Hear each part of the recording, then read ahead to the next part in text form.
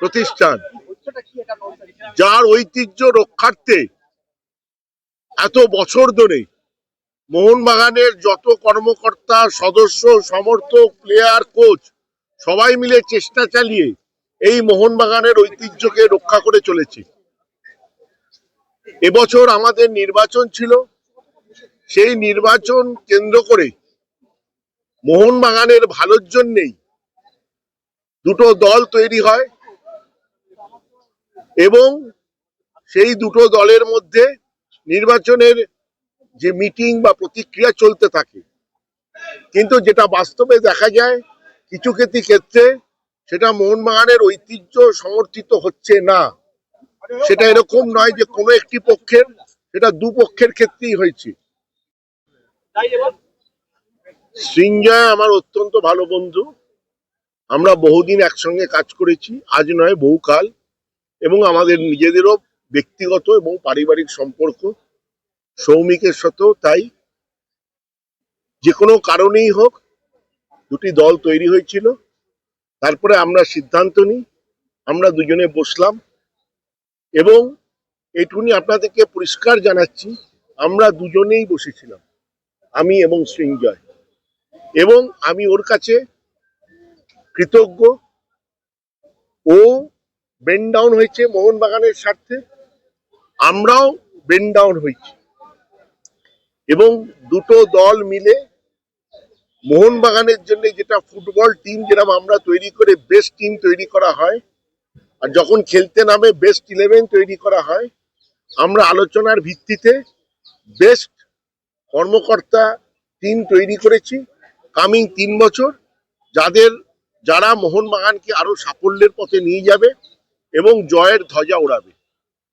এবং এই যে কমিটি তৈরি হচ্ছে, আমার ব্যক্তিগতভাবে বিশ্বাস মোহনবাগানকে অনেক দূর নিয়ে যাবে এবং শুধু ভারতবর্ষে নয়, আন্তর্জাতিক মানেও সাফল্যের রাস্তায় এই কমিটি নিয়ে যাবে।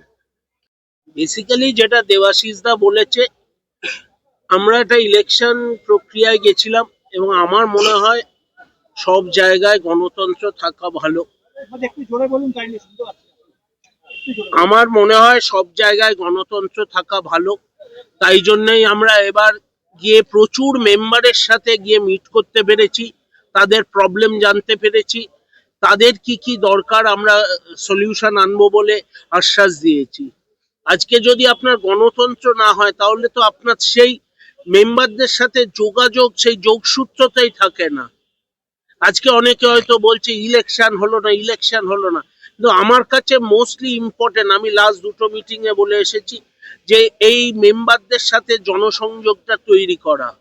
এইটা যে তৈরি করেছে, আজকে প্রচুর মেম্বার আছে যে আজকে আমরা অনেক দিন পরে আজকে আমরা এইভাবে দুপক্ষই ইলেকশন মিটিং করেছি।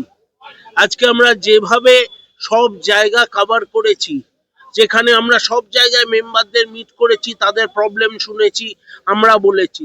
সো এইটা খুব দরকার। আজকে আপনার যদি কোনো অপোজিশন না থাকতো তাহলে ইলেকশন না হলে সেটা বাঞ্ছনীয় নয় কোনো জায়গার পক্ষেই। তাই জন্য আমরা একটা জায়গায় এসে দেখলাম যে আমাদের এই যে একটা লড়াই চলছে সেটা একটা মাত্রা ছাড়িয়ে যাচ্ছে, কোথাও একটা মানে সেটা লাগাম দেওয়া উচিত। এবং আপনারা যদি দেখেন আজকের এই দুটো কমিটি কিন্তু আগেও কাজ করেছে একসাথে, অনেকেই, অধিকাংশ এদের মধ্যে আমরা একসাথে কাজ করেছি। হ্যাঁ, আমার সাথে কিছু ব্যক্তিগত প্রবলেমের জন্য হয়তো আমরা আলাদা হয়েছিলাম, কিন্তু আমার মনে হয় না জীবনে কোনো কিছুই আলাপ আলোচনা দিয়ে বা একসাথে বসলে কিছুই মিটবে না, এটা আমার বিশ্বাস হয় না। তো আমরা তাই জন্য এটা আমাদের কাছে একটা চ্যালেঞ্জ। আজকে এই যে কোনোদিন আগে কোথাও দুপক্ষ এইভাবে একটা পজিশন অব্দি এসে কোথাও এক হয়নি। এটা আমাদের কাছেও একটা চ্যালেঞ্জ, যাতে আমরা সবাই মিলে মিশে মোহনবাগানের সেরা একাদশ হয়ে আমাদের সদস্য এবং সমর্থকদের যে আশা, যে চাহিদা, সেটা আমরা পূরণ করতে পারবো। কারণ এর পরে যদি আমরা বলতে যাই কোনো অজুহাত নিয়ে, তাদের কাছেও আমাদের মুখ থাকবে না বলার। তো আমি বিশ্বাস করি যে আমরা সবাই মানে কোয়াইট অ্যাডাল্ট, আমরা সবাই নিজেদের ভালো বুঝতে পারি, আমরা সবাই আমাদের লক্ষ্য হচ্ছে মোহনবাগান ক্লাবের ভালো। তো সেখানে আমরা একসাথে মিলেছি এবং এই যে আজকে মোহনবাগানের যে কর্মকর্তারা তৈরি হয়েছে, এই যে একাদশ, এই যে 22 জন আছে, প্লাস আমাদের ভাইস প্রেসিডেন্ট আসবে, আরো অনেকে আসবে, তাদের এই পুরো টিমটা আমার মনে হয় শ্রেষ্ঠ মোহনবাগান একাদশ হবে, মানে একটা টিম হবে।